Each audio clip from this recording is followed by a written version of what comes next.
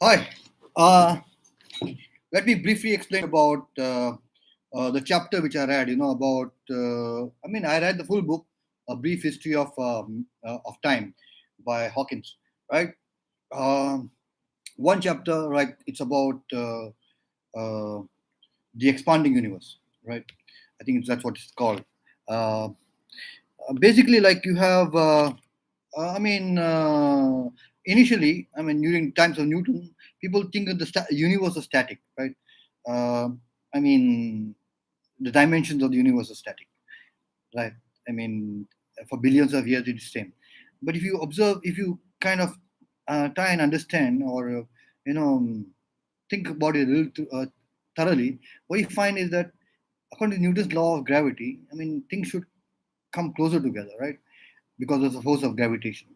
So unless the universe is static, universe is infinite, the edges of the edges, just assuming the edges of the galaxies, the edges of the universe, if it's a finite universe, will start coming closer together, right? To other galaxies um, through gravity. So universe, but then it was actually proved in 1920s by you had these telescopes which were pointed towards these galaxies by name a person by the name of Hubble, right, famous astronomer. He measured the distance between our galaxy or Earth and other galaxies. He didn't exactly measure, but what he found was that these galaxies were light from these galaxies were the spectrum, the wavelength of these light from these galaxies was moving towards the red spectrum. The red was there was the red shift of the light spectrum. Now, this is if you know about the Doppler effect, you would understand more. What is exactly the Doppler effect, right? Doppler effect affects waves. Light is a wave also. It's an electromagnetic radiation. It's a kind of a wave. Now, for example, if you take a sound wave, assuming that you have a loudspeaker on a car, right, and that car is stationary, right? And a loudspeaker on top of that car, and you're listening to music from that loudspeaker, you will find nothing abnormal. But supposing the car starts moving towards you, you find slowly that the sound, if the car is moving even a little bit faster, you find that you can find audible, proof that there is a change in the frequency of the sound wave. It's gone higher. And if the car is moving away from you with the loudspeaker, you find that the frequency of the sound waves is lower. Now that effect, this is called a Doppler effect. Affects light waves too. Light is also has multiple wavelengths, right? It has if you put a if you flash a light through a prism, it splits out into multiple colors. Now each of the color is one wavelength, right, of light. Now, so light from a distant object, right? If it's move, if the distant object like a galaxy, light from this galaxy is moving, if the galaxy is moving towards you, right, you will find that the light has shifted, the wavelength of light has shifted towards the blue spectrum. But if the galaxy is moving away from you, you find that the light has moved towards the red spectrum. So now what that's what they've seen. Many galaxies, far off galaxies, are moving away from us. That means the universe is expanding, right?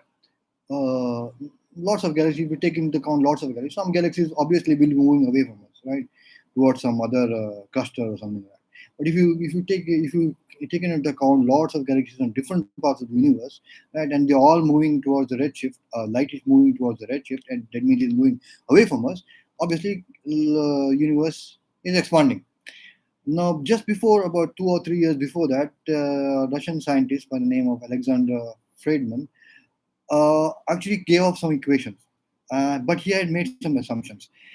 One assumption he made was that the universe is uniform. The density of the universe is uniform across the entire universe. Uniform in the sense density is uniform, right? You will find same number of. It's not for about small galaxies. A small area of the universe.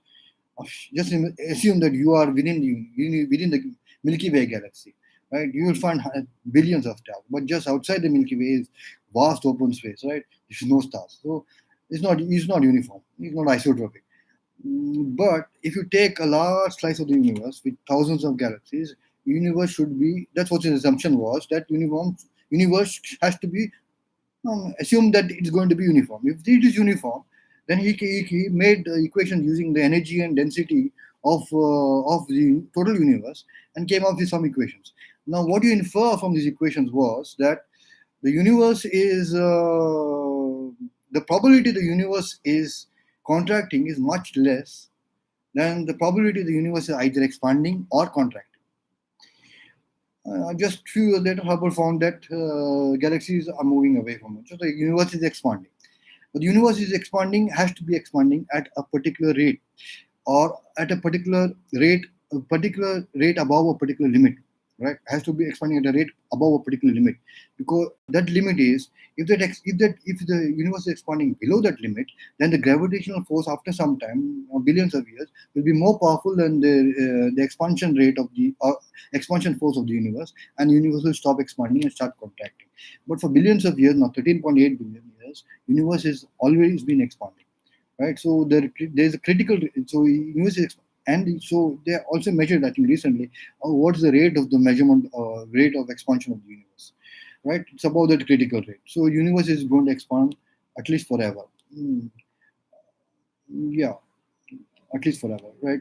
So that means, after that, what is also inferred that since the universe is expanding, 1,000 years or million years or billion years from now, universe will be less dense than it is now, right? And the same argument, if you take it thousand or hundred millions or billion years later, you will find that universe is more dense, was more dense than it is now. So if you take it even further to 13.8 billion years, universe must have been very, very dense. So someone has come up with the solution that idea that universe must be had been so dense it was like one point, entire universe in just one point, it just expanded rapidly one day, and at a particular time, and full universe came to being after 30, and what we're seeing is after 13.8 billion, after the Big Bang. It's called the Big Bang, right? There's a, I mean. There is a they have found observation, right? Something called as cosmic microwave background. Now it proves two things. The cosmic microwave, it proves, or it, gives importance that there was a Big Bang. There might have been, and most probably was a Big Bang, and also that universe is isotropic or uniform across large scales. Now the cosmic microwave background is the energy which was released during the Big Bang or just after the Big Bang, and which has now spread across the universe, right? It is very faint because it has spread for such a long time. But you can still measure it. When they measured it across entire different areas of the universe, what they found was the CMB is uniform. That means the density of the CMB is uniform. The temperature is within a particular uniform. I mean, few degrees, a few millions of degrees less, something like that. So basically, if the CMB is uniform, it also means that universe was always isotropic. It was always expanding within the same, say 13 billion years ago. Uniform was still isotropic. It's still isotropic, or it's still uniform in the large scales now, right? So CMB kind of gives credence to the fact there was a Big Bang, and that uniform, and the universe is uniform across large scales.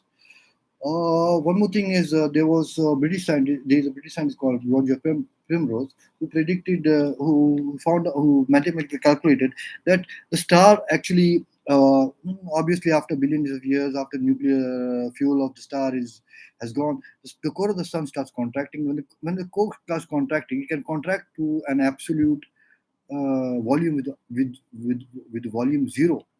The entire core of the star in contact to volume zero with very high density, which curves the space and time such a way that no light can escape from it, which is a black hole. But exactly how do black holes form, right? Just take the sun for example. Just take a star which is much bigger than the sun, for example. I mean, any star or sun or something, it burns nuclear fuel, it creates fusion, right? There's a nuclear fusion happening within the sun, which gives out energy, which gives out light, which you see, right? The energy from the sun, the light from the sun, it happens because of nuclear fusion. But nuclear fusion is explosive, right? It explodes outward, right? The sun should have exploded, the star should have exploded. But then there's a core of the sun. With the core of the sun, there's a huge amount of gravity, large density, huge gravity, and that core of the sun is the gravity within the sun prevents the star from exploding through nuclear fusion. It's the nuclear fusion is balanced to with the gravity of the core, right? So it's not expand. The sun doesn't explode, nor does it contract. But after billions of years, when nuclear fuel is spent, right, you find that the core of the sun starts contracting because the exploded the expansion energy is no longer as big as the contraction energy from the gravity. The outer layers of the sun maybe just goes away through supernova stuff. But the core of the sun starts contracting, and if the sun is huge enough, it starts contracting and contracting and contracting to such an extent that the gravity now is so powerful that it manages to overpower even the other forces of nature, like electromagnetic, strong nuclear, weak nuclear, right, within atoms. It manages to overpower even those.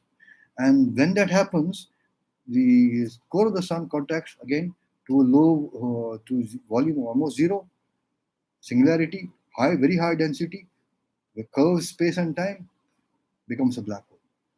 So that's what I got from the one chapter of A Brief History of Time.